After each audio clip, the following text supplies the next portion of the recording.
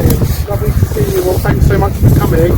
So I'm Matt, I'm the Chief Executive Trust Links. Tracy and I were reminiscing about this site. So we took it over in 2011 initially, and 2012 we started developing it. When we took this site over, it was just an empty bit of grass, nothing here at all.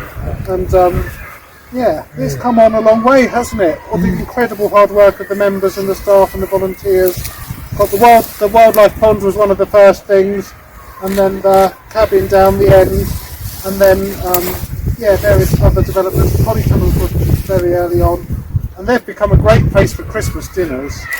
Before Christmas, it just turns into a Santa's grotto. It's really amazing. During COVID, this labyrinth, Anna was the mastermind behind the labyrinth, which is a sensory labyrinth, which is planted up with bees and bugs and insects in mind, but also for people to walk and smell it and enjoy it and be part of it. And it's just continued to evolve as a beautiful space, as a beautiful hub. And then in the summer we get about 500, 600 people here for the lovely summer fair that we put on for the whole community. And then we have the members here on the Tuesdays, the Thursdays.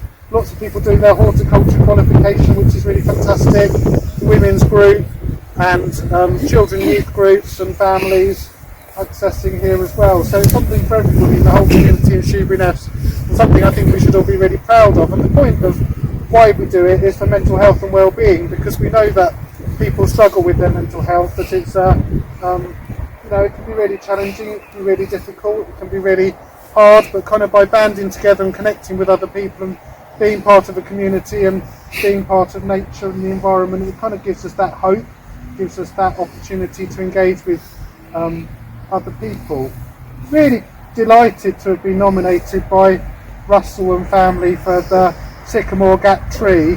I don't know if you followed on the news, you saw on the news, but in 2023 there's a Sycamore Gap tree which was made iconic in the Robin Hood film.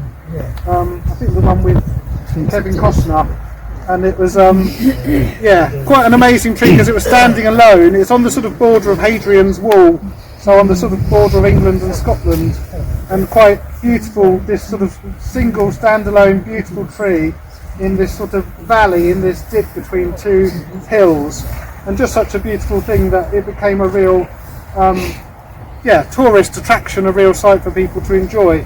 And then in 2023, very sadly, a couple of men came along and just chopped it down. They didn't have any permission to do that, they just came with their chainsaw and chopped it down, and they have since been prosecuted for that, because it's obviously an act of vandalism.